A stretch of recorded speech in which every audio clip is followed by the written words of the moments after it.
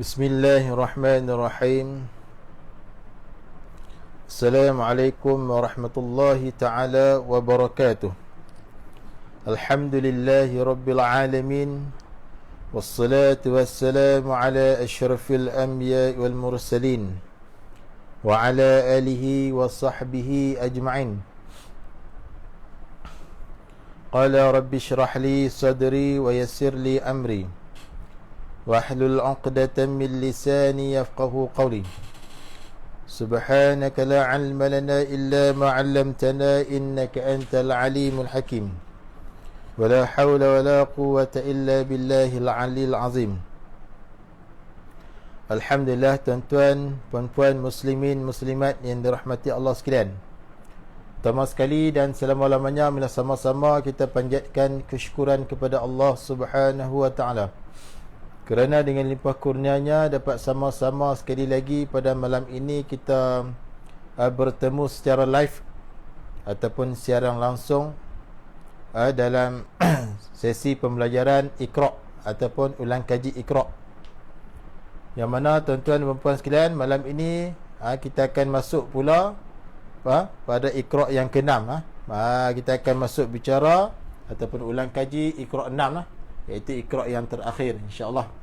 Mudah-mudahan tuan-tuan dan puan sekalian dapat follow dan dapat sama-sama dengan saya ulang kaji berkaitan dengan Iqra' 6 insya-Allah. Jadi tak dapat tidak, kita sebagai pembaca Al-Quran mestilah kita mempelajari daripada bawah, daripada asas, iaitu Iqra'.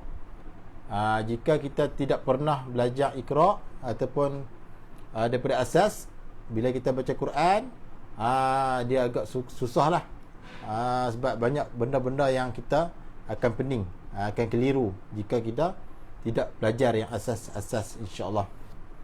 Jadi tuan-tuan dan puan sekalian, saya minta tolong share sebab ramai lagi yang yang belum mengetahui kelas kita ni, kelas live di Facebook page kelas Quran Tajwid ni. Minta tolong share insya-Allah, sama-sama kita tengok. Okey, Iqra' 6 Iqra' 6. Baik, alhamdulillah. Jadi malam ni kita masuk Iqra' 6 muka surat 139. Baik, 139. Jadi malam ni kita masuk Iqra' yang 6 yang terakhir, yang mana 1, 2, 3 dan 4 dan 5 kita dah selesai dah, dan saya dah terang dah itu. Jadi malam ni kita masuk Iqra' 6. Baik, kita tengok. Baik, dia ulang lagi dia ulang lagi berkaitan dengan makhraj. Sebab apa dia ulang sangat ni? Baca Iqra' 1 pun dia ada gamak makhraj, naik Iqra' 2 pun dia ada makhraj, gamak makhraj, naik Iqra' 3 pun dia ada juga gamak makhraj, 4, 5 semua ada gamak makhraj. Di permulaan Iqra' tu dia ada gamak ni. Sebab apa? Sebab apa dia ulang-ulang sangat? Menunjukkan kata makhraj huruf ini adalah penting. Antara tajuk yang penting adalah makhraj huruf, iaitu tempat keluar huruf. Baik, tak apa, walaupun ulang, kita ulang baliklah. Sebab apa? Bila kita ulang ni, insya-Allah pengetahuan kita jadi kejap. Yang tak faham akan jadi faham, yang tak ingat akan jadi ingat. Tu pentingnya ulang kaji. Sebab itulah diulang-ulang. Iqra' 1 pun ada gambar rajah makhraj ni, Iqra' 2 pun ada juga, Iqra' 3, 4 semua ada. Di permulaan Iqra' tu dia ada gambar rajah ni. Sebab apa dia ulang-ulang? Menunjukkan kata makhraj huruf ini sangat penting. Sebab ramai di kalangan mereka yang membaca Quran, selerak tabak, huruf pun tak betul sebut. Hamzah dia kata ain, ha ni ha simpul dia kata ha bulat ha simpul samalah di sini. Dia kata ha pedas. Huruf huruf sin, dia kata huruf tha. Zai dia kata zal. Tu jadi dia keliru. Dia keliru di antara, dia tak boleh nak membezakan di antara satu huruf dengan huruf yang lain, makhraj dia tu. Sebab tu saya kata penting belajar makhraj huruf. Pastikan kita rajin ulang lah. Rajin ulang. Sebab itulah dalam Iqra' ni dia ulang. Kita baca Iqra' 1 pun dia ada juga gambar rajah ni. Iqra' 2 pun ada juga. 3, 4, 5 semua ada gambar ni di permulaan Iqra' tu. Jadi kita kena ulang. Sebab benda ni kalau tak ulang dia lupa. Dia lupa.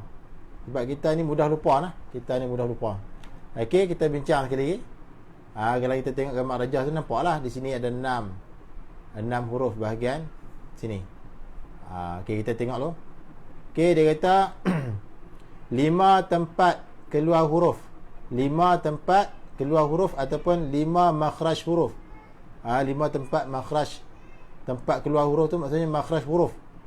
Makhraj tu bahasa Arab, bahasa kita panggil tempat keluar huruf. Yang pertama, rongga mulut dan kerongkong. Makhraj yang pertama iaitu rongga mulut dan kerongkong. Bahasa Arab panggil al-jawf. Al-jawf. Di manakah rongga mulut dan kerongkong tu? Di kawasan ni. Ni kawasan yang saya tunjuk ni. Kawasan ni yang biru ni. Ni rongga mulut sini. Kawasan yang ada ruang di sini. Ni rongga mulut. Mana rongga kerongkong? Rongga kerongkong di kawasan ni. Ni kawasan ni. Kawasan ni dipanggil rongga kerongkong. Kawasan ni dipanggil rongga mulut. Jadi itu adalah makhraj yang pertama, tempat keluar huruf yang pertama. Di situ terbit 3 huruf, alif, waw, ya. Maknanya di kawasan rongga kerongkong hingga rongga mulut ini terbit 3 huruf, iaitu alif, waw, ya, yang kita namakan dia huruf mat. Huruf mat, huruf pemanjang suara. Bila ada saja huruf ni, maka suara jadi panjang. Sekadar 2 harakat. Tu. Tak kiralah alif ke waw ke ya. Ada aja salah satu daripada huruf ni pada bergabung dengan huruf yang lain, maka dia jadi panjang sebutan dia. Tu dikatakan mat. Baik. Itu makhraj yang pertama. Kemudian makhraj yang kedua pula, iaitu di bahagian kerongkong. Bahagian kerongkong ada 6 huruf, hamzah, ha simpul, ain, ghain, ha pedas, kha. Di manakah bahagian kerongkong tu di mana? Bahasa kita panggil kerongkong. Bahasa Arab panggil halqum, halqum, halqiyun. Halqi ataupun halqum. Bahasa kita panggil kerongkong ataupun bahasa Kedah panggil tengkok, leher. Leher tu bahasa buku kan. Tu. Di manakah kawasan tu? Ini di bahagian sini, bahagian sini. Jadi di bahagian sini ni dipanggil kawasan kerongkong. Jadi di kawasan kerongkong dia ada 6 huruf lah. Hamzah. Okey, di bawah hamzah. Ha simpul ataupun ha bulat, samalah tempat dia di sini. Baik. Ha ni kadang-kadang bentuk dia berbeza lah. Di awal kalimah bentuk dia macam ni, tengah kalimah macam ni, akhir kalimah macam ni. Yang tu telah diterangkan pada Iqra' yang lepas lah. Iqra' 4 kan, Iqra' 5 saya tak ingat. Dia ada terang siap lah. Sebab tu saya kata belajar Iqra' ni penting lah. Kita tahu bentuk-bentuk kalimah tu, bentuk-bentuk huruf di awal, di tengah dan di akhir kalimah. Baik, kemudian ain juga berada di kawasan kerongkong, iaitu di tengah kerongkong. Kemudian huruf ghain juga di kawasan kerongkong, iaitu di atas, di hujung atas ni. Tempat ada di sini. Dan ha pedas di kerongkong juga, iaitu di tengah kerongkong. Satu tempat lah, satu tempat dengan ain.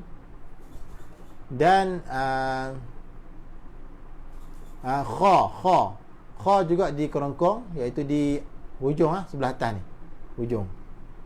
Jadi di 6 huruf ini tempat dia adalah di kerongkong. 2 di bawah yang dipanggil pangkal kerongkong, pangkal halqum. 2 di tengah, tengah halqum.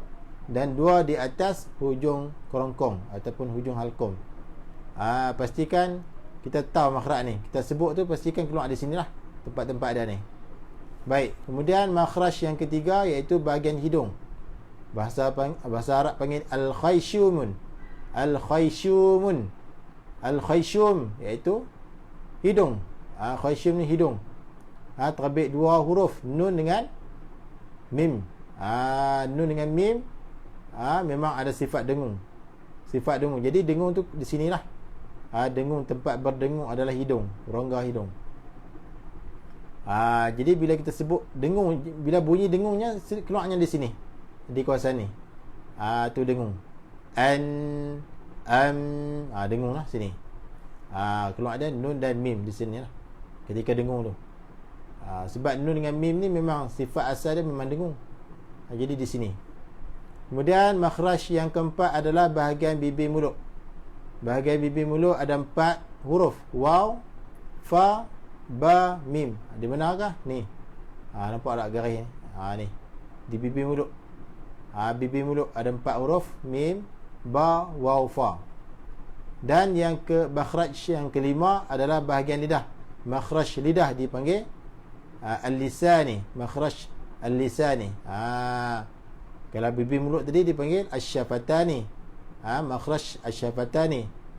40 huruf di bahagian 2 bibir, iaitu waw, fa, ba, mim. Yang ni pula makhraj al-lisani, bahagian lidah. 40 huruf di bahagian lidah adalah huruf yang paling banyak sekali nah. Ada 18. Ya, nun, lam, kaf, qaf, dha, ta, dad, sad, shin, sin, zai, ra, dal, dal, jim, tha, ta. Ada 18 huruf yang keluar dia di bahagian lidah. Ada di pangkal lidah, ada di tengah lidah, ada di sepanjang tepi lidah, ada yang hujung lidah tekan belakang gigi kecil atas, ada yang hujung lidah tekan belakang gigi kecil bawah, ada yang hujung lidah tekan pada langit. Tu. Ada yang hujung lidah dikeluarkan sedikit. Jadi banyaklah huruf yang keluar di lidah ni, banyak, ada 18. Tu. Okey. Jadi ada 5 makhraj. 5 makhraj ataupun tempat keluar. 5.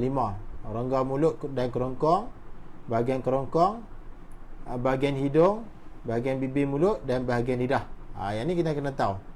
Yang ni kita kena ambil tahu lah. Kalau kita tak tahu yang ni memang masalah.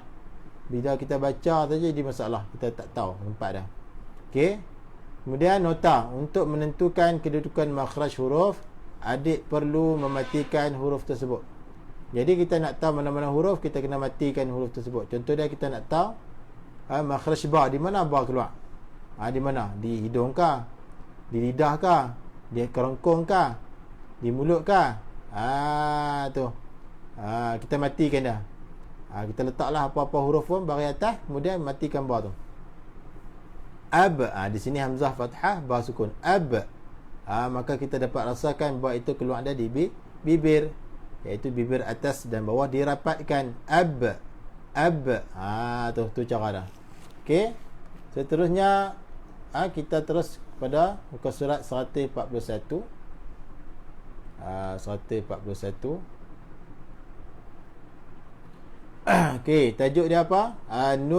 Hukum nun sakinah. Hukum nun sakinah iaitu nun mati dan tanwin. Nun sakinah, nun sukun dan tanwin. Tanwin 3 itulah, fathatain, kasratain, dhammatain. Baik. Tajuk dia izhar halqi. Izhar halqi, iaitu tajuk dia hukum izhar halqi. Macam mana nak kenal dah? Huruf selepas huruf nun sakinah ataupun tanwin perlu disebut dengan jelas tanpa dengung. Dia kata huruf selepas nun sakinah tu dan tanwin tu kena jelas tanpa dengung. Tu maksud dia. Dia ni kadang-kadang bertemunya nun sakinah itu dengan huruf itu dalam satu kalimah. Contoh dia macam di sini. Dia ada 6 huruf, hamzah, ha, simpul, ain, ghain, ha dan kha. Ada 6 huruf izhar. Okey, kadang-kadang bertemunya nun mati, bertemu hamzah itu dalam satu kalimah. Contoh dia di sini. Nun mati, nun sukun bertemu dengan hamzah satu kalimah. Yang ni pula nun mati bertemu hamzah 2 kalimah. Hukum dia tetap sama. Tanwin, tanwin 2 kalimah lah. Tanwin, untuk tanwin dia 2 kalimah sahaja, tidak ada satu kalimah. Baik, dia kata huruf selepas nun tu kena jelas Jangan dengung. Wayan aun. Kena jelas. Jelaskan nun ni. Baik. Wayan aun min al. Wayan auna. Hujung lidah kita tu tekan makhraj nun di langit keras. Wayan auna min ali. Kemudian kalau tanwin pula, kita kena jelaskan tanwin ni bagi bunyi jelas. Khashi'atan absaruhum. Khashi'atan absaruhum. Tu. Kemudian yang kedua hamzah. Huruf izhar yang kedua adalah hamzah. Hamzah. Pastikan kita tahu cara nak baca dah. Okey, yang pertama macam tadi juga. Dia kadang-kadang nun sukun tu bertemu ha. Hamzah pula ha. Yang atas hamzah lah. Ha lah, yang kedua ha simpul. Kadang-kadang nun sukun itu bertemu ha simpul dalam satu kalimah. Kadang-kadang bertemu itu dalam dua kalimah. Tetapi tanwin tetap dua kalimah sahaja, tidak ada satu kalimah. Okey, kita jelaskan nun ni. Sebenarnya nun ni kena jelas. Wayan hauna. Wayan hauna man hajara. Jelaskan nun. Man hajara. Okey, jelaskan tanwin. Fariqan hada. Tu. Okey, seterusnya ain, huruf ain, huruf yang ketiga, huruf izhar. Okey. Bertemunya nun mati dengan ain satu kalimah. Bertemunya nun mati dengan ain dua kalimah. Tetap hukum yang sama. Bertemunya tanwin dan matain dengan ain dalam dua kalimah. An'amta. An'amta. Jelas. Min ainin. Jelaskan nun. Min ainin. Jelaskan tanwin. Khawfun alaihim. Jelaskan tanwin. Khawfun alaihim. Okey. Okey, seterusnya ghain. Huruf izhar yang seterusnya adalah ghain. Samalah. Kadang-kadang ain nun mati bertemu ghain satu kalimah. Kadang-kadang nun mati nun sukun bertemu ghain dua kalimah. Tu. Fasayun ghiduna. Fasayun ghiduna. Yakun ghaniyan. Tekan. Yakun ghaniyan. Baik. Kemudian jelaskan tanwin. Biwadin ghairi. Biwadin ghairi. Okey. Huruf izhar yang seterusnya adalah ha pedas. Ha pedas. Nun sukun bertemu ha pedas satu kalimah. Nun sukun bertemu ha pedas dua kalimah. Tanwin bertemu ha pedas dua kalimah. Jelaskan nun sukun. Wanhar. Wanhar min hakimin qardan hasana. Qardan hasana. Hasanan. Kalau kita baca bagi semua lah. Dan huruf izhar yang terakhir adalah kha. Huruf izhar yang terakhir adalah kha. Kha. Baik. Sama juga kadang-kadang nun sukun bertemu kha satu kalimah. Dan kadang-kadang nun sukun bertemu dengan kha dua kalimah. Tanwin bertemu kha dua kalimah. Wal munkhaniqatu min khalfihi yawma idin khashi'atun. Tu. Baik. Jadi itulah hukum izhar. Hurufnya ada 6. Sekali lagi hurufnya ada 6.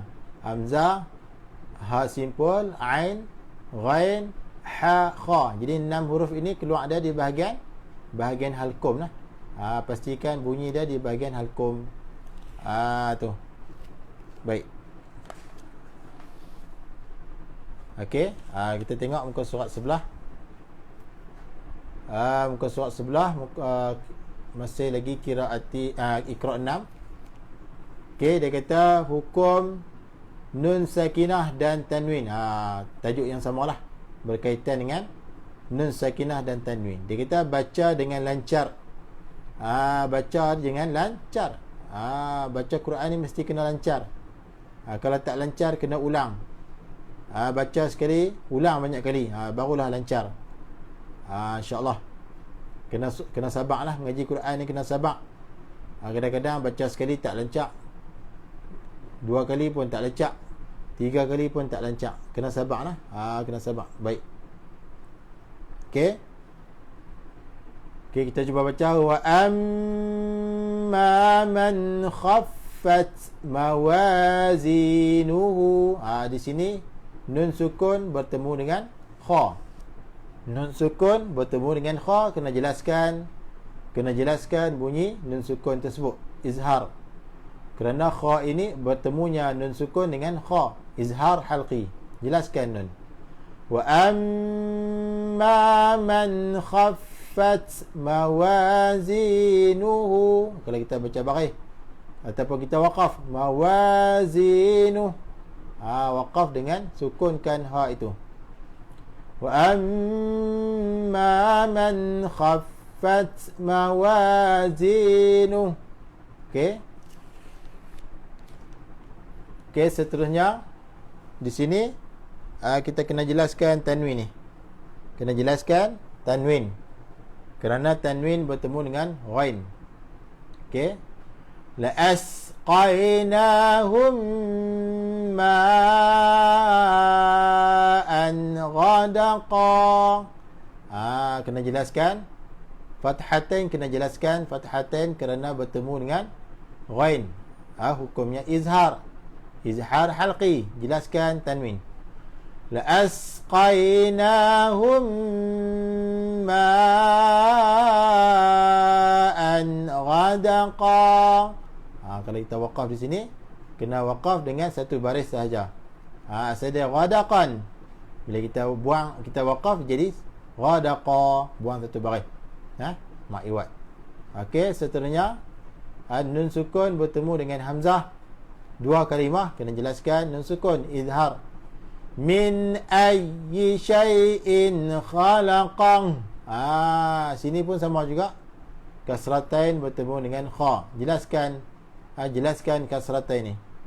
Min ayyi syai'in khalaqang. Tu cara dah. Okey, seterusnya di sini kasratain bertemu dengan ain, izhar juga. Jelaskan kasratain. Kadzalika wazawwajnahum bi'urin 'ain. Jelaskan kasratain ini. Okey, seterusnya nun sukun bertemu dengan ha. Nun sukun bertemu dengan ha simpul. Maka jelaskan nun ni. Jelaskan nun ni. Dan lagi satu, tanwin fathatain bertemu dengan hamzah, maka jelaskan tanwin. Dua-dua ni hukum izhar halqi. Wa minha nukhrijukum taratan ukhra. Wa minha nukhrijukum taratan ukhra. Tu jelaskan nun dan jelaskan tanwin. Okey, seterusnya ni pun sama, nun sukun jelas. Jelas. Kemudian okey, yang tu sajalah. Jelaskan nun sukun. La yatakallamuna illa man adina lahu ar-rahman wa qala sawaba. La yatakallamuna illa man adina lahu ar-rahman wa qala sawaba. Jelaskan nun sukun.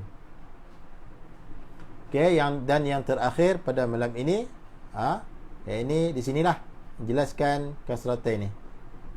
Kuntum khaira ummatin ukhrijat linnas.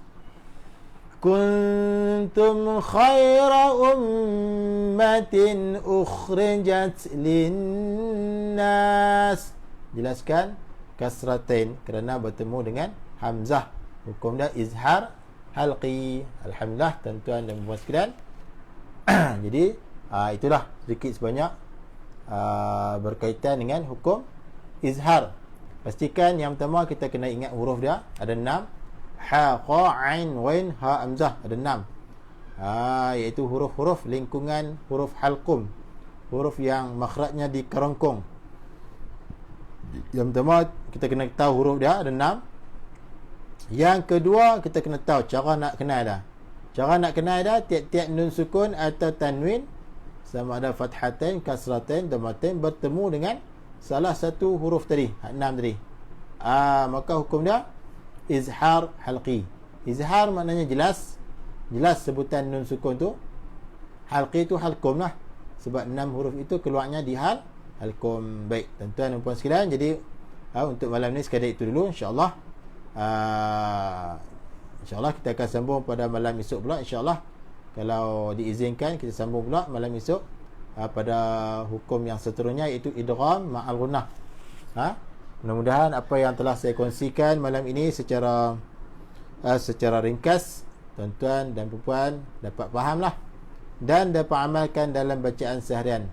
Dan sekali lagi saya nak ulang, berkaitan dengan makhraj huruf sangat penting.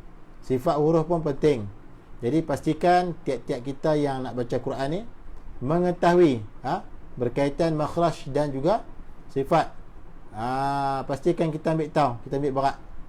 Kalau kita tak tahu, memanglah bacaan kita itu tak betul, salah.